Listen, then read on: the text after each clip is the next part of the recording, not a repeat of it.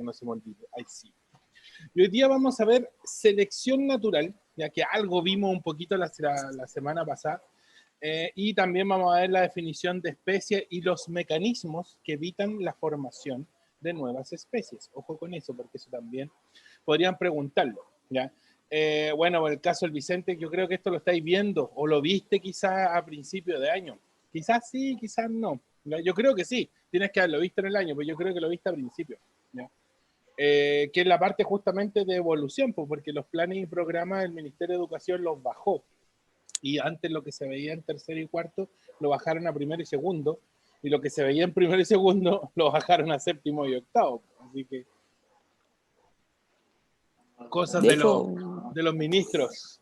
fue de lo último que vi, si mal no me acuerdo. Ya, O bueno, lo vi ahora en el segundo semestre. claro. Ahora, esa parte de evolución, como te decía, se veía como en mayo aproximadamente. Mayo debería ser la época. Ahora, si tu profe pasó otra cosa, puede que te haya estado repasando algo del año anterior. Yo estoy suponiendo nomás. Porque al final, después de todos ustedes, a ver, ustedes, tú estás en primero, segundo, tercero, cuarto, 8 años más. 8 años más debería tocarte la nueva prueba, no esta que van a dar los chicos en enero, sino que, entre comillas, una nueva prueba de admisión que no es prueba de transición, ¿ya? Lo que pasa es que ustedes en tercero y cuarto, como que la ciencia la van a hacer en aprendizaje basado en proyectos. Entonces ahí es todo un desafío. Bueno, ya a esa altura ya los profes ya por lo menos echaron a perder 2 años, por así decirlo, para probarlo antes con ustedes. ¿Ya? Pero sí, de hecho ahora viene como en esa onda. Tercero y cuarto es puro aprendizaje basado en proyectos. Ya como que no es la clase expositiva antigua y toda la cuestión. Todo técnicamente debería cambiar, todo cambia, como dice la canción. Ya, entonces estábamos, y ¿en qué estaba yo? Estábamos en lo que íbamos a ver hoy día. Me desvié, me fui por la rama. Ya voy a proyectar. Ahí sí. Y vamos a ver, bueno, lo que vimos en la clase pasada, estuvimos viendo ciertas definiciones de evolución, no las vimos todas porque hoy día vamos a completar con lo que nos faltó, ¿ya? Hablamos de los tipos de selección, no todos los tipos de selección lo vimos, por eso vamos a ver selección natural específicamente hoy, pero sí hablamos de la selección natural, perdón, de la selección sexual y de la selección artificial, ¿ya? Donde la natural, lógicamente, es la que ocurre por el medio ambiente, porque el factor de selección fue el medio ambiente, y también podría estar incluido dentro de ese medio ambiente la definición del depredador. ¿Ya? Otro ser vivo también puede ser seleccionador natural. Ojo con eso. La selección sexual es la que se realiza dentro de la misma especie y normalmente la hace un macho sobre una hembra o una hembra sobre un macho, seleccionando al individuo, entre comillas, más apto, ¿ya? Donde lógicamente hay algún carácter que está como exagerado, ¿ya? Dentro, un fenotipo exagerado, por así decirlo, que tiene una especie, ¿ya? O que tiene la especie en realidad. Como por ejemplo en el pavo real, el macho tiene el dimorfismo sexual, la diferencia de sexo, con la hembra, en donde el macho es el que tiene ese abanico de plumas, que lógicamente es característico de los pavos real macho, ¿ya? Y la hembra selecciona al pavo que tenga el abanico de plumas más bonito, ¿ya? Ese sería como el ejemplo, o el gran ejemplo de selección sexual, ¿ya? Normalmente en los mamíferos, creo que eso sí se los dije, la selección sexual la hace la hembra sobre el macho, es lo más recurrente, pero también puede darse al revés, ¿ya? Y la selección artificial es la pobre selección, lamentablemente, que realiza el ser humano. El humano la realiza manipulando ciertos cruces y aislando ciertas características visibles, fenotípicas, ¿ya? Eh, y ahí aparece el mejor ejemplo de las razas, ya las subespecies, ojo con ese término, raza y subespecie es lo mismo, ya las razas diferentes de perros que hay. Ya tenemos 600 tipos de razas distintas, 500, 600 aproximadamente, no me acuerdo cuántas son, pero son muchas, ¿ya? Y precisamente fueron elegidas porque el ser humano consideraba que esos fenotipos eran bonitos, o esas características eran bonitas, pero no necesariamente eran las más aptas para esa especie en el ambiente, en el ambiente en general, ¿ya? El perro nos ha acompañado en nuestra historia evolutiva bastante más tiempo que otros animales, entonces también en cierta forma hay un grado de docilidad, ya es mucho más dócil que otros animales domésticos, ¿ya? ¿Y qué evidencias sustentaban la evolución como tal? Teníamos el registro fósil, ¿ya? encontramos distintos tipos de fósiles a distintas profundidades, donde mientras más profundo se encuentra el fósil, más antiguo es, ¿ya? Y eso lógicamente evidencia cómo eran las formas de vida antiguamente. Teníamos la anatomía comparada, donde comparábamos distintos tipos de embriones, por ejemplo, no embriones, teníamos distintos tipos de apéndices, ¿ya? No el apéndice del sistema digestivo, no, sino que me refiero a estructuras, un brazo, una pierna, una ala, por ejemplo, donde lógicamente encontrábamos órganos análogos y órganos homólogos, ¿ya? Donde el análogo era aquel órgano que cumplía la misma función, pero que tenía distinta trama evolutiva entre especies comparativas.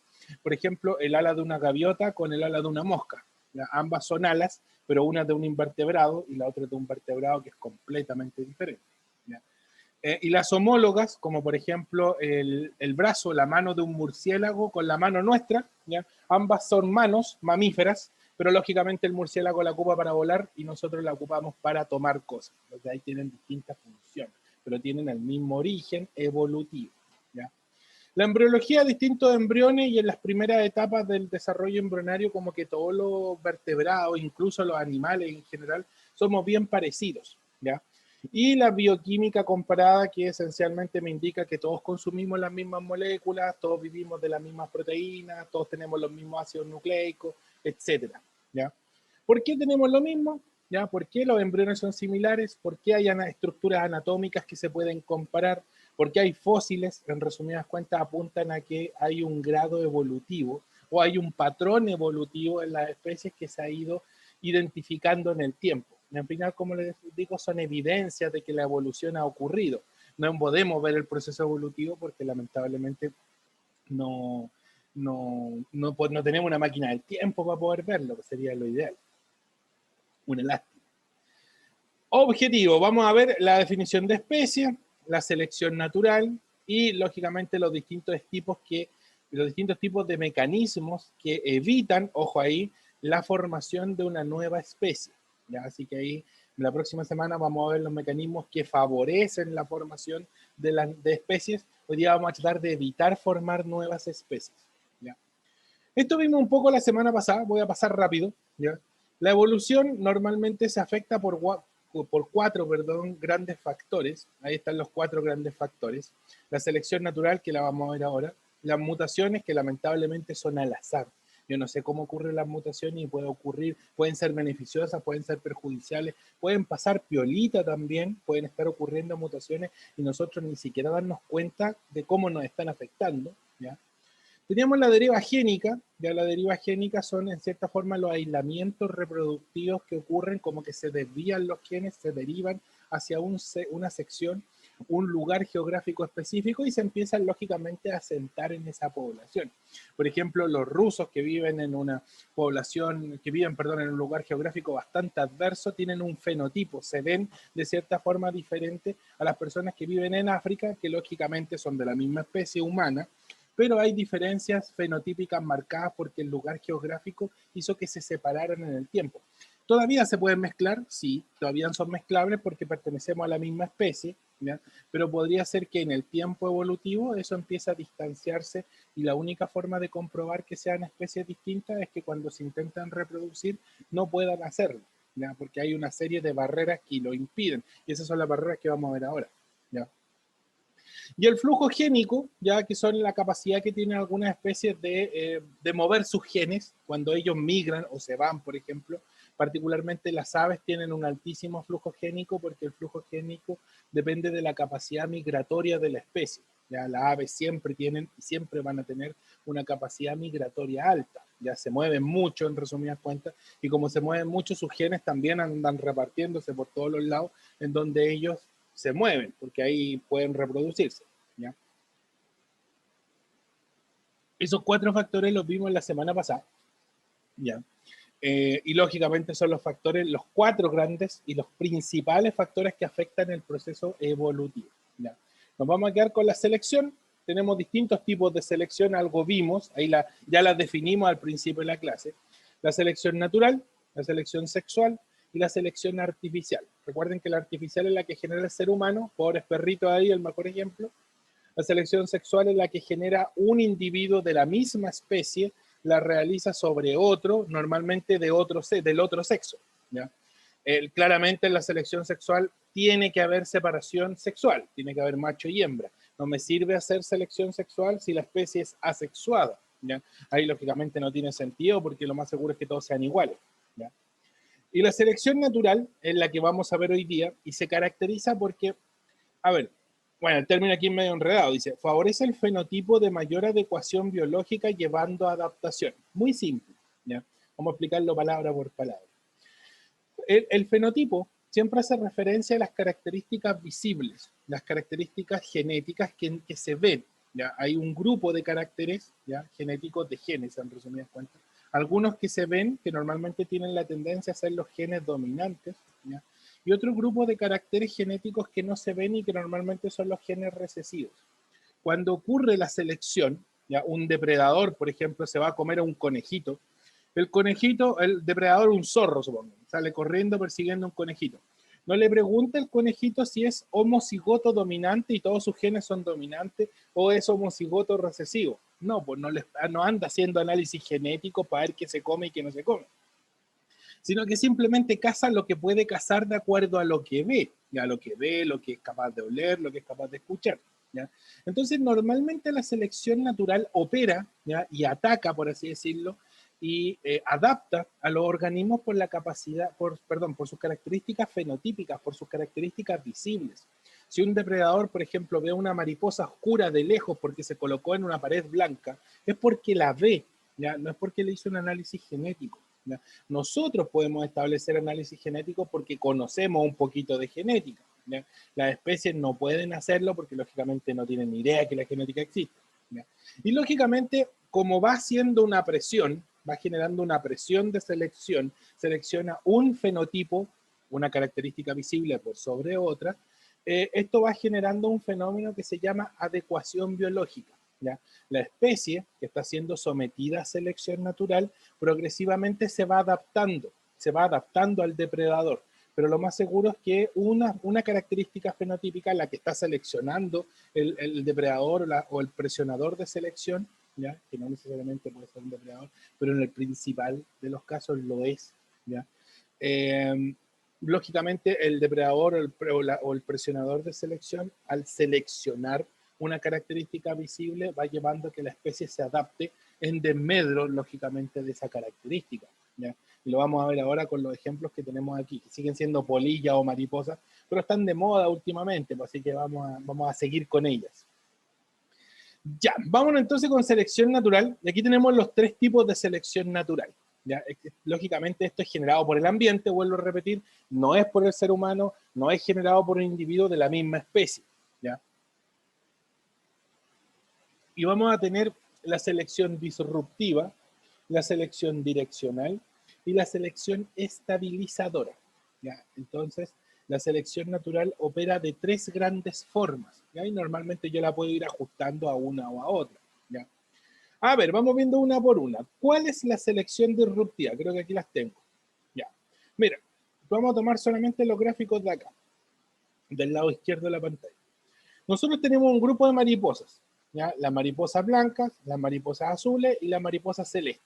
Todas son de la misma especie, sino que pertenecen a la misma especie, pero tienen distinta tonalidad visible, ¿ya? Esta tonalidad visible, si ustedes cruzan las blancas con las azules, generan celeste, así de sencillo. Y las celestes cuando se cruzan, pucha, generan más celeste, a veces aparece una blanca, a veces aparece una azul. Así de simple. Por eso se mantienen los tres colores, ¿ya? Porque en cierta forma las azules y las blancas generan esta característica intermedia, ¿ya? El seleccionador natural, como les digo, en algunos casos puede ser un depredador que en la gran mayoría de las veces, como puede ser simplemente, no sé, el viento que hoy día anda muy fuerte, ¿ya? O la luz solar, que también puede ser un seleccionador bastante importante, ¿ya? Va seleccionando algunas especies que son capaces de adaptarse a esa luz. Si no eres capaz de adaptarte a la luz solar, te podrías morir, ¿sí?, por desecación, ¿ya?, por ejemplo. Pero lógicamente estoy tomando un ejemplo así bien abrupto. Supongamos que es un depredador, ¿ya? Y el depredador es capaz de ver de lejos a las mariposas que son de color azul y de lejos ve también a las de color blanco. pero no logra ver a las de color celeste porque, no sé, pues se colocan sobre una pared que es de color celeste, ¿ya? Entonces ve a las azules porque las ve un poquito más oscuras y las puede seleccionar y comérselas, ¿ya? Ve a las blancas porque las blancas se posan en esta pared celeste y lo mismo, se logran ver un poco y él se las come. Pero las celestes cuando se colocan en la pared celeste no se ven, ¿ya? Entonces podría ser, bueno, aquí, no sé, está bien. El seleccionador natural aquí progresivamente era al revés, pues, el seleccionador natural se come, no se come a los extremos, perdón, sino que se come a la característica intermedia, ¿ya? En este caso sería todo lo contrario, ¿ya? Supongamos entonces que esta es una pared blanco y azul. Entonces las mariposas azules se colocan en la parte azul y no se las comen. Las mariposas blancas se colocan en la parte blanca, ¿ya? Supongamos que estas típicas baldosas de colores, ya, las mariposas se colocan en la parte blanca y tampoco las ven. Pero las celestes, si se colocan en la parte blanca, las ven. Si se colocan en la parte azul, también las ven y se las comen siempre, ¿ya? Entonces el seleccionador natural, miren lo que pasa, progresivamente en el tiempo, de hecho, es la que les expliqué inicialmente, era la otra. El presionador de selección progresivamente en el tiempo empieza a disminuir la característica intermedia, no las características extremas, ¿ya? El color blanco se salva, el color azul se salva, pero el celeste progresivamente se lo empiezan a comer, ¿ya? Lógicamente, si ustedes cruzan azules con blancas, generan más celestes, ¿ya? Así de sencillo, ¿ya? Pero con el tiempo igual empiezan a disminuir porque el depredador se los va comiendo, ¿ya? Y miren lo que pasa en el tiempo. El depredador se las come, se las come, se las come y como que la población empieza progresivamente a separarse. Y una característica, la característica blanca, se separó de la característica azul. ¿Y qué podría pasar? Que si esto se mantiene porque el seleccionador natural impide que aparezcan mariposas celestes, ¿ya? Impide que se puedan, por así decirlo, aparecer esta característica intermedia. Con el tiempo la blanca se aísla, la azul se aísla, la blanca se reproduce entre sí y genera más blancas, la azul se reproduce entre sí y genera más azules, y con el tiempo se aíslan tanto que cuando se quieren cruzar de nuevo no pueden cruzarse porque son dos especies diferentes, ¿ya? Entonces, la selección natural en este caso opera en un grupo inicial, ¿ya? Se va, por así decirlo, consumiendo progresivamente la característica visible de intermedia, en este caso sería celeste entre el azul y el blanco, ¿ya? Y progresivamente disminuye y corta la población en dos. Como el seleccionador natural, como les digo, puede ser un depredador, el depredador siempre se come las celestes, las poblaciones se aíslan, ¿ya? Y como se aislaron, en el tiempo generaron dos poblaciones de fenotipos, de características visibles distintas. Las blancas se separaron tanto tiempo de las azules que ahora no se pueden cruzar entre sí porque ahora la especie de mariposa blanca es diferente genéticamente a la especie de mariposa azul, ¿ya? Y no se pueden cruzar. Normalmente, ¿ya? Y esto ocurre, la disruptiva, de hecho, es una de las más comunes, es uno de los mecanismos de selección natural más común, ocurre normalmente, como les digo, por la acción de un depredador. ¿Ya? Un depredador tiene la tendencia a partir poblaciones en dos y si la aísla mucho tiempo, ¿ya? Podría ser que pase eso que les acabo de explicar y después la mariposa o la especie con la que estén trabajando, ya las dos poblaciones aisladas no se puedan cruzar entre sí, ¿ya? Vamos con la direccional, que es un poquito más sencilla. Miren, muy parecido a la disruptiva, solamente que no me estoy comiendo, por así decirlo, o no estoy eliminando la característica intermedia, sino que estoy eliminando uno de los extremos en desmedro del otro. O sea, un extremo se ve favorecido en desmedro del otro, ¿ya?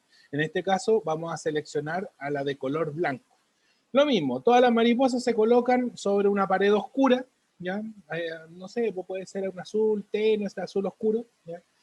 Y lógicamente las blancas se van a ver de lejos, el seleccionador natural se va comiendo a las blancas, por ende las otras empiezan progresivamente a reproducirse y a aumentar, y en el tiempo miren lo que le pasó a la población, perdió la característica blanca y tienen puras prácticamente mariposas de color azul, ¿ya? Porque el seleccionador se comió a todos los genotipos o a las características visibles blancas y ya no existen en la población, ¿ya?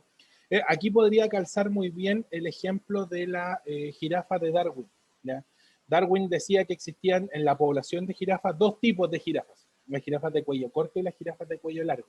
Y con el tiempo, las jirafas de cuello largo se mantuvieron, ¿ya? Y las de cuello corto fueron eliminadas. ¿Por qué? No porque se las coma un depredador, sino porque no eran capaces de alcanzar las ramitas que estaban arriba. Ya no tenían el cuello lo suficientemente largo y se morían de hambre. ¿Ya? Como se morían de hambre, no se reproducían y solo se reproducían las que tenían el cuello largo. Entonces, ahí de dos características fenotípicas, ¿ya? Ahí va el Joel, que es una característica fenotípica, que lo vi ahora que se metió a clase. Una característica fenotípica son las características visibles. Por ejemplo, yo tengo el color de pelo café, ese sería mi fenotipo de pelo. ¿Ya? El color del ojo es café, mi fenotipo de ojos. ¿Ya? Por lo tanto, el fenotipo es el conjunto, en realidad, de caracteres visibles. ¿Ya? A diferencia del genotipo, que es el conjunto de genes. Y ahí pueden estar genes dominantes, genes recesivos, codominante, ligado al sexo, etc. Ya esa ya otra historia. Ya, pues. Entonces la direccional aquí, por así decirlo, las jirafitas se fueron más para el lado del cuello largo en desmedro de las de cuello corto. Las de cuello corto desaparecieron, ¿ya? Y lógicamente quedó esa característica asentada en la población, ¿ya? Aquí con las mariposas pasó lo mismo. Se seleccionaron las blancas, se selecciona las blancas, aumentan las azules y en el tiempo progresivamente se queda solo esa característica en la población, ¿ya? Porque las otras simplemente se extinguieron. ¿Ya? Y la estabilizadora, era el ejemplo inicial, por cierto, la estabilizadora es en la selección natural que ocurre justamente donde se prevalece, ¿ya? El fenotipo más apto es el fenotipo intermedio y los fenotipos extremos empiezan progresivamente a disminuir, ¿ya? Aquí el seleccionador natural, el depredador, por ejemplo, se come a las blancas y se come a las azules y me está dejando a las celestes. Como las blancas con las azules cuando se cruzan me van generando más celestes, al final la única característica visible es la celeste no más, ¿ya? Y con el tiempo lo más seguro es que las blancas se eliminan por completo y las azules también, dejando una sola característica que vendría a ser la característica específica para la población, ¿ya? Se piensa que los chitas son los chitas. A los chitas les ocurrió un fenómeno de selección estabilizadora. ¿Ya? Era una única población de chitas grande que tenían distintos tipos de manchas, ¿ya? Que tenían muchas características fenotípicas, incluso habían chitas de cola corta, unos que tenían como una melena, ya nada de eso se ve ahora, ¿ya? Porque posiblemente se eliminaron esas características en desmedro de la única característica que se ve hoy en día, ¿ya? Que es ese cuerpo alargado y bastante como atlético que tienen los chitas y que lógicamente les permite correr a alta velocidad. ¿Ya? Entonces ahí se perdieron las características, por así decirlo, en favor de una que es como más general, que como que abarca toda la población, ¿ya? Que en este caso vendría a ser el color celeste. Esos son los tres tipos de selección natural, ¿ya? Y los tipos de selección natural, como les digo, son generados normalmente el patrón o la presión de selección normalmente la ejerce un depredador. No siempre es así, puede ser el ambiente, un factor climático, puede ser un factor geográfico, pero en muchos casos, como les digo, normalmente es el depredador, porque el depredador es dinámico, ¿ya? Siempre está tratando de buscar de qué alimentarse, porque el pobre anda muerto de hambre, ¿ya? Existe una presión selectiva, bueno, en el caso de la disruptiva, existe una presión selectiva en contra de los individuos del fenotipo promedio. Lógicamente ahí el promedio se va eliminando y deja los extremos, ¿ya? Los individuos de mayor adecuación o adaptación, siempre piensen que la adecuación biológica es la adaptación al medio, ¿ya? Siempre es lo mismo. Los individuos de mayor adecuación biológica son los fenotipos extremos, como les decía yo. En la direccional existe una presión selectiva en contra de los individuos de un extremo, ahí se pierde un extremo y se favorece el otro, ¿ya? Los individuos de mayor adecuación biológica o adaptación, recuerden que es lo mismo, adecuación biológica y adaptación, son los de uno de los extremos de la distribución. O sea, lógicamente aquí se seleccionó una característica por sobre otra. Y en la estabilizadora, los individuos de mayor adecuación biológica son los del fenotipo promedio. O sea, la estabilizadora es lo contrario a la disruptiva. Ya es todo lo contrario, porque en la disruptiva se elimina el fenotipo intermedio, en la estabilizadora prevalece el fenotipo intermedio y se eliminan los extremos. ¿ya? Lógicamente aquí, vuelvo a repetir, la presión de selección normalmente la hace un depredador, ¿ya?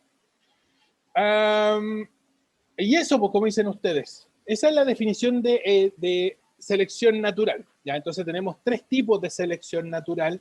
Nosotros habíamos hablado así a grandes rasgos de la selección natural la semana pasada, pero no la habíamos alcanzado a definir. Ahora vamos a definir el concepto de especie, que también es bastante importante porque algo le he hablado de especie, ¿ya? A ver, especie se define como un conjunto de individuos en una población en realidad, ¿ya? Pero también pueden ser poblaciones que pertenecen a la misma especie, por así decirlo, ¿ya? Ahí estoy definiendo el término en sí mismo. Conjunto de poblaciones cuyos miembros, y ojo aquí, pueden cruzarse entre sí generando descendencia fértil. O sea, si yo cruzo un perro chihuahua con un perro San Bernardo, voy a tener perritos. Y esos perritos van a poder cruzarse con otros perritos para continuar teniendo perritos, ¿ya? Si se dan cuenta, la descendencia de la cruza entre un San Bernardo, que es un enorme animal, con un chihuahua, que es un animal chiquitito, vamos a hacerlo in vitro para que pueda ocurrir, ¿ya? Lógicamente, esa descendencia de esos fenotipos tan distintos me generan un individuo que pertenece a la especie de los padres, a la especie perro, ¿ya? Lógicamente son de razas distintas, pero eso es otra historia, ¿ya?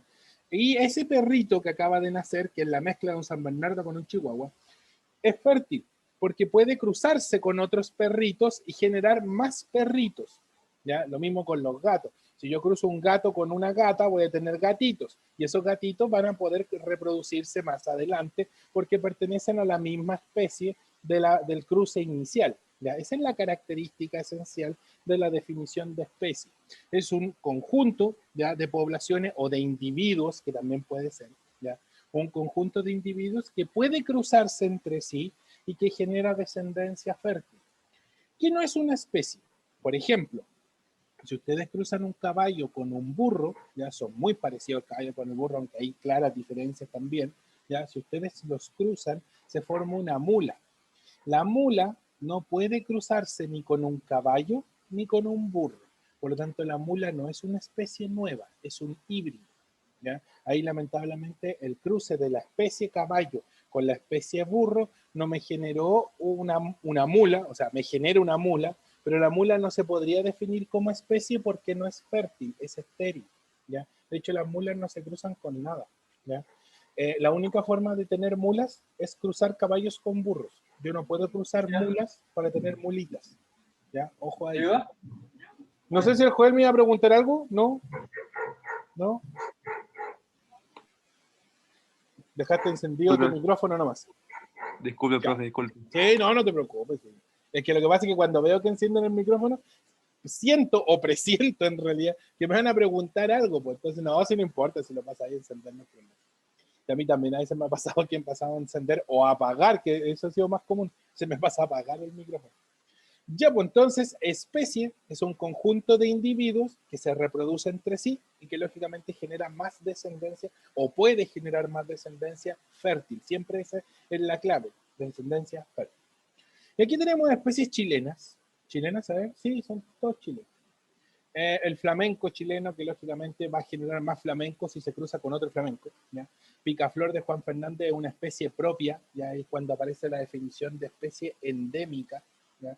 Una especie endémica es una especie que ustedes la encuentran solo en un lugar geográfico.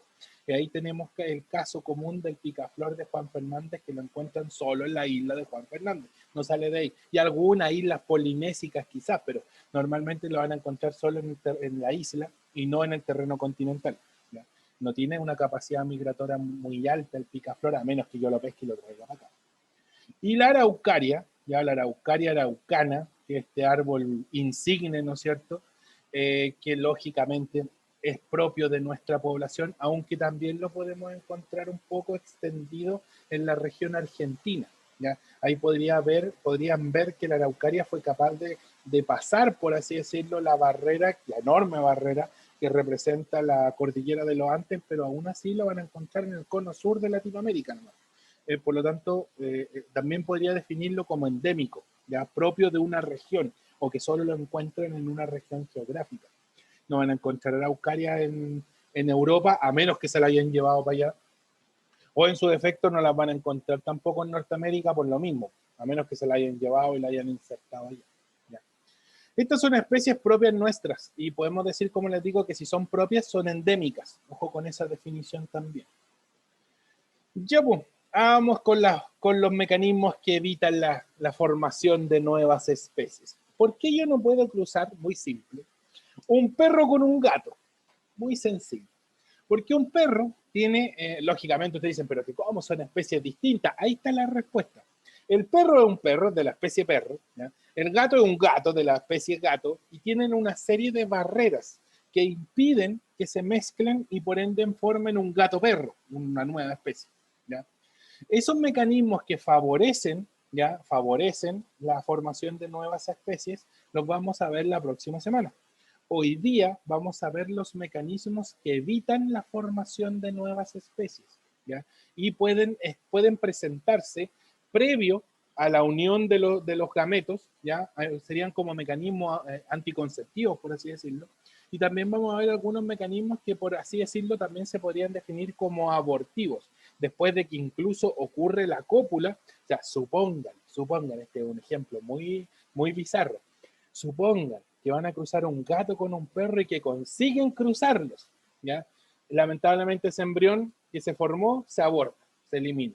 Entonces tengo una serie de barreras que pueden favorecer la formación de una nueva especie, como también la detienen una vez que ya se juntaron los gametos, ¿ya? Y esa definición se llama especiación. La especiación es la formación de nuevas especies, ¿ya?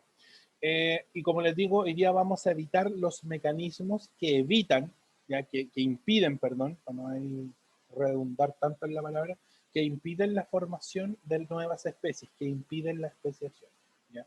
Hay dos tipos de mecanismos, ¿ya? Los mecanismos de aislamiento reproductivo precigóticos, miren el término, ¿ya? Y los mecanismos postcigóticos. ¿Ya? Estos son mecanismos que, vuelvo a repetir, evitan la formación de nuevas especies. De hecho, ahí lo dice. Barreras que impiden que ocurra la fecundación entre organismos de distintas especies, asegurando el reservorio genético o génico de la especie. Y repetí el término especie, de la población, podrían colocarle también. A ver, primero que todo, antes de empezar, ¿qué tengo que entender a grandes rasgos? Ustedes dicen, es bien difícil que a nivel terrestre, ¿ya? No sé, una vaca se cruce con un caballo, un perro con un gato, es difícil, ¿ya? Es bien difícil porque las barreras están muy marcadas. Es imposible que un gato en la naturaleza se cruce con un perro, es totalmente imposible. Un caballo con una vaca, lo mismo, la probabilidad es, pero infiniesimamente infinita, poco probable. ¿Ya? El tema es que en el mar, y no es en la tierra el problema, es en el mar, ¿ya? Porque en el mar ustedes pueden ver que una población de chorito vive al lado de una población de almeja, vive al lado con un montón con pececitos, además allá viven unos piures y en el fondo marino se encuentran con un par de erizos. Y estos perhuétanos botan su material genético, o sea, botan los espermatozoides al agua nomás, ¿ya? Y a la que te criaste. Y los espermatozoides van a tener que buscar, y es probable que los espermatozoides de un chorito vayan a molestar a los ovocitos de una almeja. ¿Y cómo evitamos que la almeja se cruce entonces con ese chorito? ¿Ya? Con esos espermatozoides de chorito. Con estas barreras que tenemos aquí, que son 6 grandes barreras que se conocen como los mecanismos precigóticos. ¿Ya? Existen, el aislamiento reproductivo evita la formación de nuevas especies y tenemos mecanismos precigóticos que evitan la formación de un cigoto nuevo, evitan la fecundación. Y tenemos los otros, que después lo vamos a ver, que son los postcigóticos, ¿ya? Que evitan, que abortan, en resumidas cuentas, al embrión híbrido que se formó, ¿ya? A este monstruo, por así decirlo, de choritos con almeja. Ya vamos a tratar de botarlo, vamos a tratar de abortar. Entonces, los mecanismos precigóticos son los mecanismos que evitan la formación de una nueva especie previo a la formación del cigoto. Evitan que el espermatozoide de una especie llegue al ovocito de otra, ¿ya? Y la primera barrera, ahí está, impide la formación de un cigoto híbrido, una mezcla. Y la primera barrera es la barrera ecológica, la vamos a ir viendo una por una, ya, porque no tiene chiste, sí, esto es como para estudiar así a la rápida, ya, pero no tiene chiste, ¿no es cierto? Que yo les diga, listo, ahí está, y me quedo callado un ratito para que lo lean. No, pues no tiene ni un brillo. Ya. Vamos viendo uno por uno, aunque creo que hoy día estaba medio desabrido con el PPT. El ecológico, el mecanismo presigótico o la barrera de aislamiento ecológica. ¿Ya? Muy sencillo, dice nichos ecológicos diferentes, pero yo no sé no sé qué diablos, qué diantres es nicho ecológico. ¿Ya? A ver, el nicho ecológico se define como la función que tiene una población en su comunidad o que tiene en el ecosistema. ¿Ya? Normalmente está relacionada con su estrategia alimentaria, en español. Normalmente el nicho ecológico define a una población o a una especie o lo define de acuerdo a lo que come. ¿Ya? Por ejemplo, el conejo es herbívoro. Su nicho ecológico es ser herbívoro. ¿Ya? El zorro es carnívoro. El nicho ecológico del zorro es ser carnívoro, ser consumidor secundario. Entonces ahí lo puedo ajustar un poco. Pero normalmente el nicho ecológico, o por ejemplo las plantas, el arbolito. Un arbolito, ¿cuál es el nicho ecológico de un arbolito? ¿Se come a alguien el arbolito?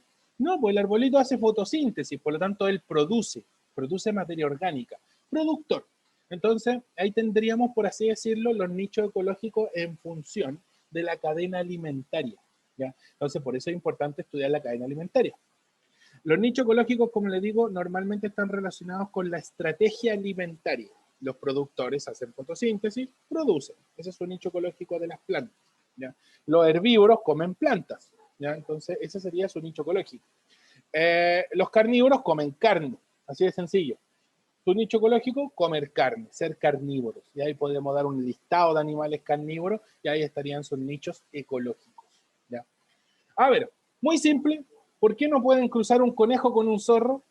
Porque tienen nichos ecológicos distintos. Uno es carnívoro y el otro es herbívoro. Y lo más seguro es que sea imposible que se crucen, porque el zorro lo más seguro es que persiga al conejo no para reproducirse, sino para comérselo.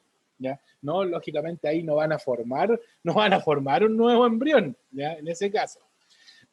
Los nichos ecológicos son tan distintos, la función que cumplen en el ecosistema son tan diferentes que es virtualmente imposible que se puedan cruzar.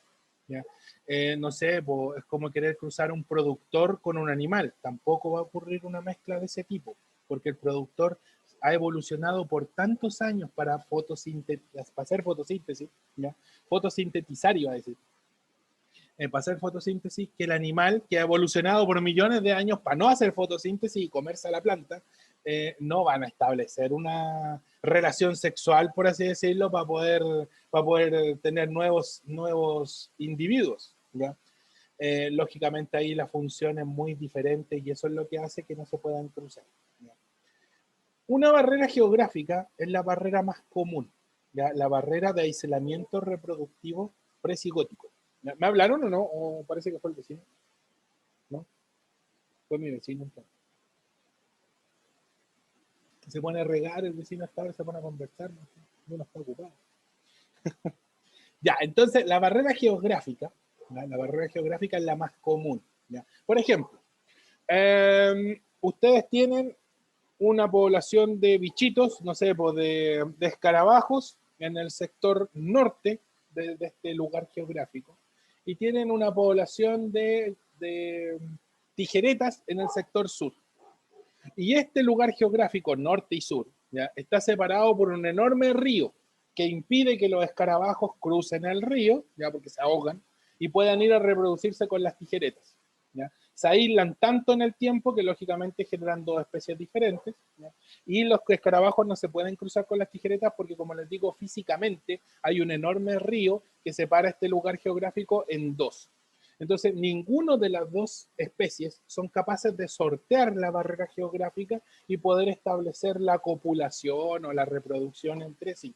¿Ya? Entonces, hay una enorme barrera geográfica que impide que se mezclen las especies. Es la más común.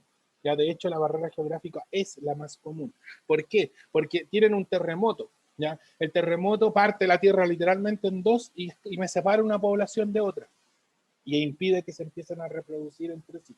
¿Ya? De hecho, la geográfica, la barrera de aislamiento presigótica geográfica se presume según la teoría de la deriva continental, que es la que dice que una vez existió un único continente y que se ha separado hasta lo que tenemos hoy en día, es lo que ha generado la diversidad de especies actual, ¿ya? Que impide, por ejemplo, que un león, ¿ya?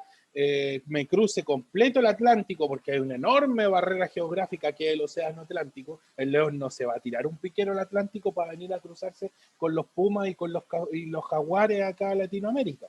Es virtualmente imposible, no lo va a hacer, ¿ya? Entonces, esa es una barrera geográfica, ¿ya? Una barrera geográfica que impide, ¿ya?, que dos especies se puedan cruzar, y eso la aísla literalmente, y se mantienen, por así decirlo, como son inicialmente, ¿ya? Barreras geográficas como ríos, quebradas, montañas, océanos, continentes, elijan ustedes la barrera geográfica, ¿ya? Y la cuestión es que no se puedan mezclar las especies, así de sencillo. Si nosotros, por ejemplo, los seres humanos, no tendríamos esa enorme capacidad de pensar, uno, y la otra, la capacidad migratoria que tenemos, estaríamos aislados, ¿ya? De hecho, ocurrió por mucho tiempo. Los europeos no sabían que existíamos los americanos, ¿ya? Y ahí había una enorme barrera geográfica que un valiente Cristóbal Colón, por así decirlo, se atrevió a sortear. Pues ahora que nos trajo un montón de enfermedades, la peste, y nos robó todo el oro, ese ya es otra historia. Ese ya es otro verso. Pero sí, pues era una barrera geográfica que se sorteó una vez y ya después todo el mundo la empezó a sortear. Barreras mecánicas, a ver, los chicos siempre se ríen cuando les explico la barrera mecánica, ¿ya? La barrera mecánica es una barrera en que los órganos copuladores son incompatibles, así de sencillo. Suena como muy ciútico, muy bonito, pero si ustedes con este ejemplo que les di recién, por ejemplo, del San Bernardo con el Chihuahua, ustedes se ríen y dicen, pero es que ¿cómo? Si no se pueden cruzar. Efectivamente, pues ahí tienen la barrera mecánica, ¿ya?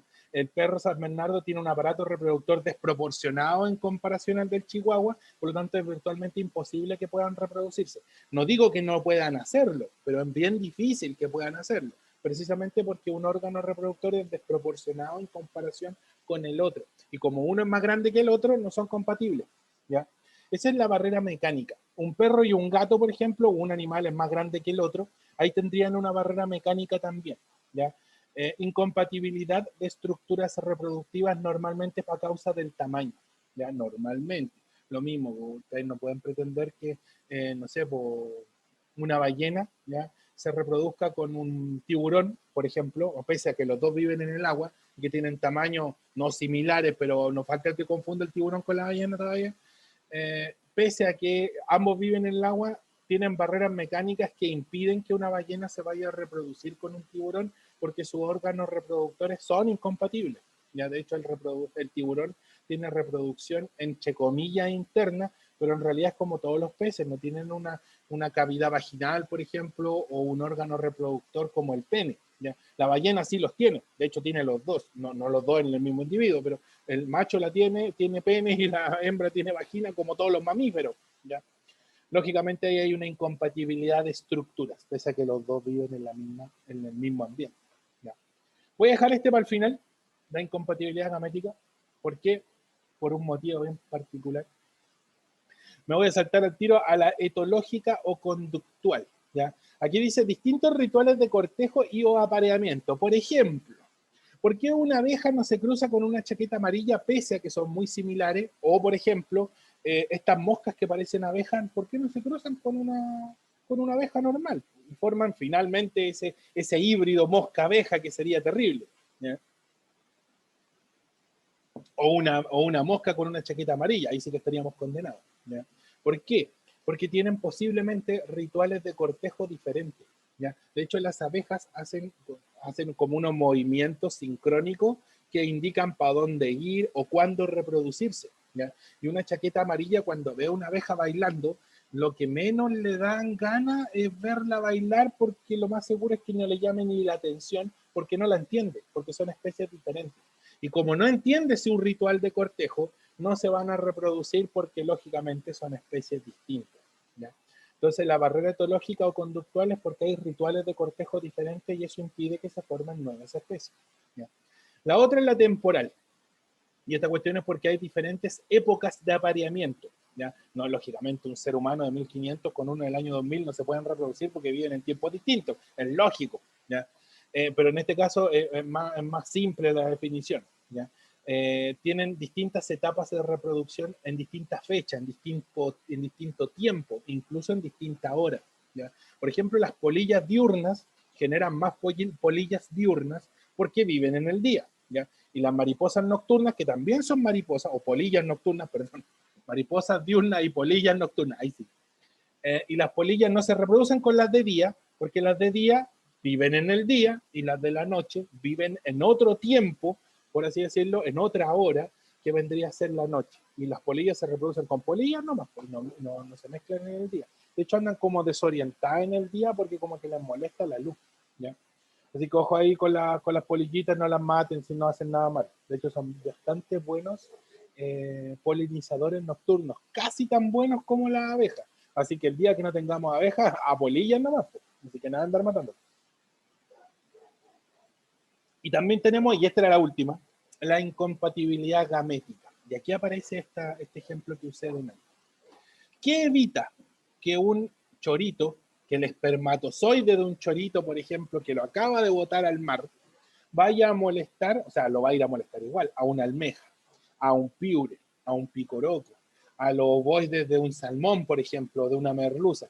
¿Qué evita que se vaya a cruzar con ellos si viven en el mismo ambiente? Esta es la última barrera que hay que sortear, por así decirlo, para formar una nueva especie.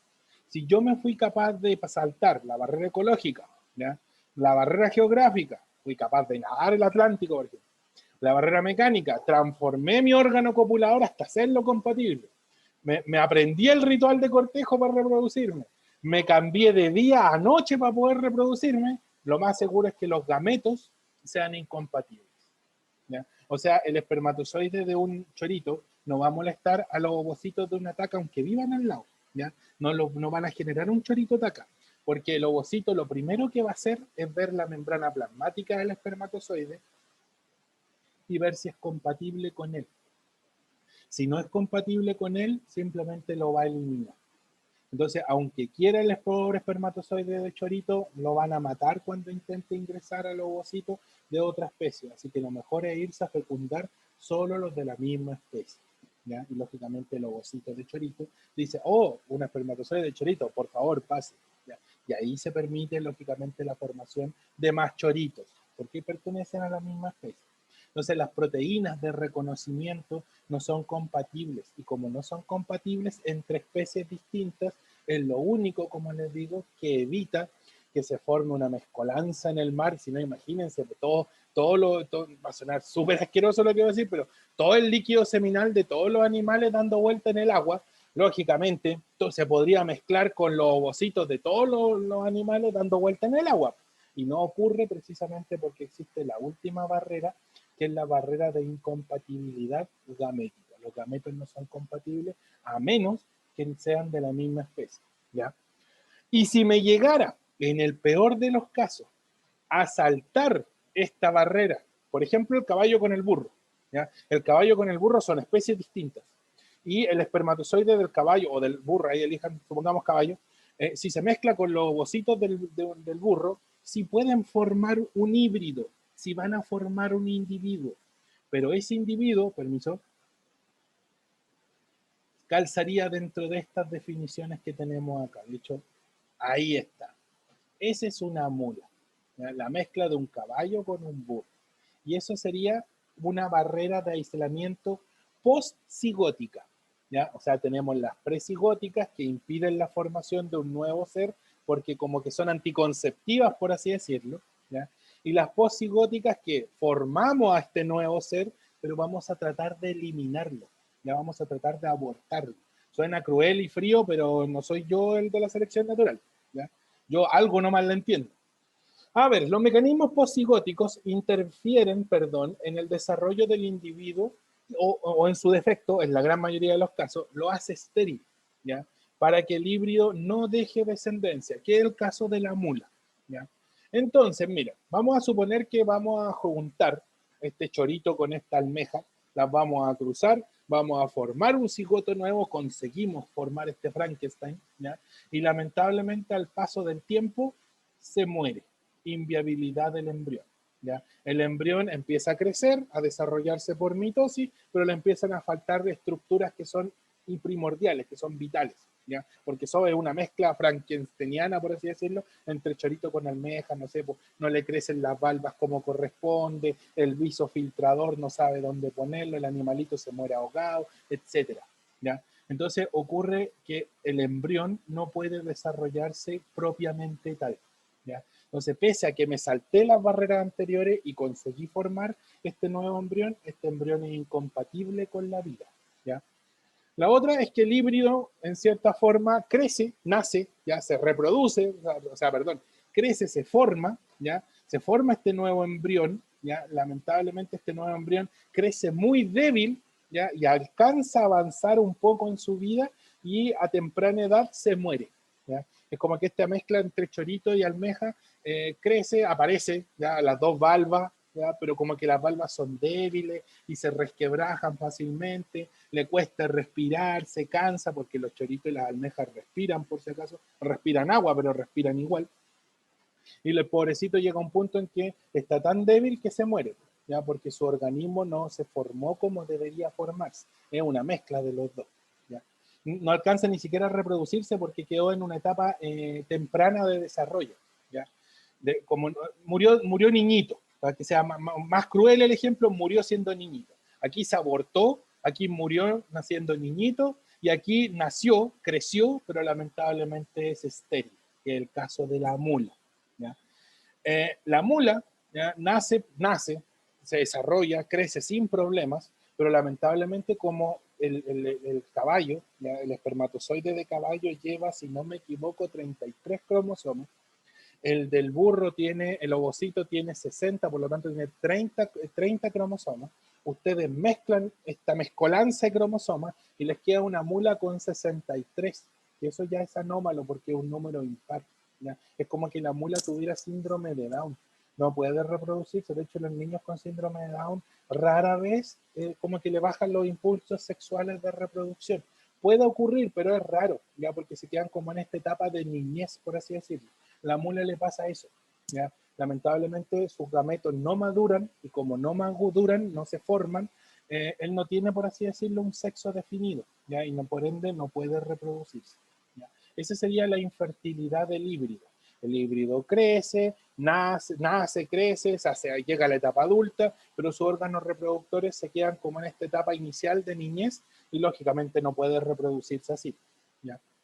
Y el otro es lo que se conoce, esto está bueno, aquí está, yo se los puse en español porque me gusta el español chileno, ¿ya? Colapso del híbrido, pero en algunos libros aparece como en inglés como hybrid breakdown, ¿ya? Es lo mismo, pero está en inglés, ¿ya? Colapso del híbrido.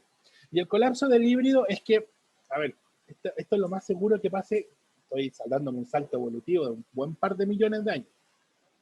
Esto es lo más seguro que pase con los caballos y con los burros, ¿ya? Como nosotros los seguimos forzando para reproducirse, en algún momento de nuestra historia evolutiva, ¿ya? Y de la evolutiva del caballo con el burro también, van a empezar a aparecer mulas, ¿ya? Que sí se van a poder reproducir, ¿ya? Y esas mulas que sí se van a poder reproducir van a tener un muy bajo poder reproductor, ¿ya? Entonces lo más seguro es que entren en celo, el caballo entra en celo, no sé, 5 veces al año, el burro entra 4 veces al año. Esta nueva mula que ahora sí se puede reproducir, esto es un caso hipotético nomás, se reproduce con suerte una vez al año, o una vez cada 2 años, o una vez cada 3 años, y así, ¿ya? Entonces tienen una muy baja fertilidad. Entonces es raro, ya, que puedan establecer la reproducción porque tienen baja fertilidad, ¿ya? O como que no quieren reproducirse, a menos que los fuercen. El colapso del híbrido es rarísimo. La única, en animales, de hecho, no se ve, ¿ya? Pero sí se ve en plantas. Las plantas que sí tienen esa parte macho y hembra, sí podrían tener colapso del híbrido y generan muy poquitos frutos, ¿ya? Y esos frutos, lógicamente, son pequeños más encima, entonces, pucha, como que son de baja calidad comercial. Entonces, sí se ve, como les digo, el colapso del híbrido, pero principalmente en plantas, no en animales. Sí, la infertilidad del híbrido, esa sí se ve en animales. De hecho, hay una cruza, si no me equivoco, entre el león y el tigre, ¿ya? Creo que le llaman ligre, y este león con el tigre, este ligre, es igual que la mula, ¿ya? De hecho, no se puede cruzar, es un enorme león, por así decirlo, pero que tiene rayas y tiene el tamaño de un tigre, pero tiene color característico del león, este color medio amarillo, casi dorado, ya, ese es el color característico de un león, por diferencia del tigre, que debería tener un color más anaranjado y blanco, con las características rayas negras. Normalmente ocurre porque se superponen los lugares geográficos. Voy a diferir. El tigre normalmente tiene, a ver, el tigre tiene una capacidad adaptativa mayor que el león. ¿Ya? Él puede vivir en terreno selvático, puede vivir en terreno con nieve, sectores túndricos, incluso tirarse un poquito para la sabana si ahí está bueno el alimento. ¿Ya? El león no, el león está limitado a ambientes mediterráneos, sabana, a lo más estepa. Y como el tigre también puede vivir en la estepa, podría ser que, no sé, pues este año llovió más de la cuenta, la selva se me tupió un poquito más y el lugar geográfico donde vivían los dos gatos, el tigre y el león, empiezan a superponerse. Y ahí podría ser que un león tenga un desliz con una tigresa, ¿ya? Y aparezca este ligre, como les digo, pero ese ligre no tendría capacidad reproductiva porque sería igual que la mula, ¿ya? Sería un enorme animal. De hecho, búsquenlo ahí en Google y le va a salir al tiro una foto de los ligres, ¿ya? No, en los zoológicos a veces hacen esos cruces como para mostrarlo, pero tampoco lo hacen mucho porque siempre, por último, los zoológicos igual son bien educados, por así decirlo, en el sentido de que no se ponen a cruzar animales por cruzarlos. Ya, de hecho, como que los conservan bastante bien. Los zoológicos legales, sí, pues no esos zoológicos tránsfugos que desaparecen y que tienen los pobres animalitos muertos en dama. ¿Ya? Ahí está la mulita, entonces. De hecho, también hay otra mezcla, si no me equivoco, la del burro con la cebra. Y aparece esta mula, pero tiene como medias rayadas. ¿Ya? Así que también lo pueden buscar. No confundir con el okapi, ya que el okapi es nada que ver, es una especie aparte y es bien característica de África. ¿Ya? No, nada que ver. De hecho, el okapi es como también tienen un ancestro en común con las jirafas. ¿Ya? Nada que ver con los burros y los caballos. ¿Qué vimos hoy día? ¿Qué hora es? ¿Cómo estamos, Nora? Bueno, ahí me pasé un poquito, pero es porque también partimos un poquito más tarde, ¿ya? Y los chicos igual se conectaron un poquito más tarde, pero ahí para tratar de ver todos los contenidos, ¿ya? Vimos la definición de especie, ya conjunto de poblaciones de individuos que pueden generar descendencia fértil. Ojo con eso, ¿ya? Porque la mula, vuelvo a repetir, no es una especie porque no genera descendencia fértil, ¿ya? Y las especies se conservan como tal, ¿ya? Y evitan la formación de nuevas especies gracias a las barreras de aislamiento reproductivo, ¿ya? La próxima semana vamos a ver los mecanismos que favorecen la formación de nuevas especies, porque como las impedimos, también podemos formar nuevas. El ser humano, con todos estos arreglos que ha hecho en el ambiente, a veces tiene la tendencia a generar que especies se mezclen, ¿ya? Y tenemos, lógicamente, las barreras de aislamiento reproductivo presigóticas y posigóticas. Las presigóticas, ahí tenemos la geográfica, que es la más importante. La segunda más importante podría ser la ecológica. ¿Ya? La ecológica, la barrera mecánica, ¿ya? Donde lógicamente los órganos reproductores son incompatibles. La cuestión es que la última barrera de protección para formar nuevas especies es la incompatibilidad gamética. ¿Ya? Y la más común en los mecanismos posigóticos, el que recién vimos y el ejemplo en la mula, ¿ya? La infertilidad del híbrido, ¿ya? Es la más común de hecho. En los animales es muy común cruzar especies entre sí, pero si los crucen, ¿ya? Lo más seguro es que ese bichito que nació no sea una especie porque no es fértil, ¿ya? Sea un híbrido, ¿no? O lógicamente considerar que las especies tienen variabilidad genética y por ende variabilidad fenotípica, ¿ya? Nosotros por el color de los ojos tenemos color café, color azul, color verde, color miel, color violeta, color pardo, y son como 13 colores de ojo, ¿ya? Entonces ahí tenemos harta variabilidad para el puro color de ojo, para el color de piel también, para el color de pelo, para el tipo de pelo, para la estatura, etcétera. Esas son características genéticas. Y lógicamente sobre lo que se ve opera la selección natural, ¿ya? Porque vuelvo a repetir, el depredador no le pregunta al conejito si es homocigoto dominante para poder comérselo o no, ¿ya? Lógicamente él come nomás y come lo que ve, ¿ya? Y ahí aparece la definición de adaptación y que algo vimos lógicamente con los distintos tipos de selección natural, ¿ya? Que en resumidas cuentas se basan en la sobrevivencia y lógicamente en características morfológicas que va teniendo la especie y que yo puedo ir seleccionando como depredador o seleccionador natural, porque recuerden que el depredador no siempre es el seleccionador natural, pero sí en el 85% de los casos. ¿Ya? Y eso, pues, como dicen ustedes cuando terminen sus disertaciones. Y eso. Ya, chiquillos, les voy a subir el video, aunque creo que ayer les subí el PPT y les subí la guía para que la puedan hacer, ¿ya? Y recuerden que el sábado a las 5 estamos haciendo ejercicios, ¿ya? Este sábado ya hicimos ejercicios, se conectaron varios, de hecho, hicimos 10 ejercicios, lógicamente los fuimos resolviendo uno por uno, como ustedes quieran. Yo les proyecto el ejercicio, de hecho, lo pueden hacer ahí en un ratito y después lo resolvemos, así lo hemos estado haciendo. Sacamos el distractor, sacamos la que nos sirve y nos quedamos solamente con la válida, ¿ya? Así que el sábado a las 5, yo igual les mando el grupo, el link de conexión ahí al grupo de WhatsApp, ¿ya? Ya, chiquillos, nos vemos el otro martes a las 5, ya, con más evolución, ya, porque todavía nos quedan 2 clases como mínimo de evolución. Lo más seguro es que se haya tirado para atrás, ¿ya? Así que nos vemos el otro martes a la misma hora en el mismo canal. Chao, chiquillos, cuídense. Chao, profe, cuídese. Nos vemos. Chao, profe. Muchas gracias. Chao, chao.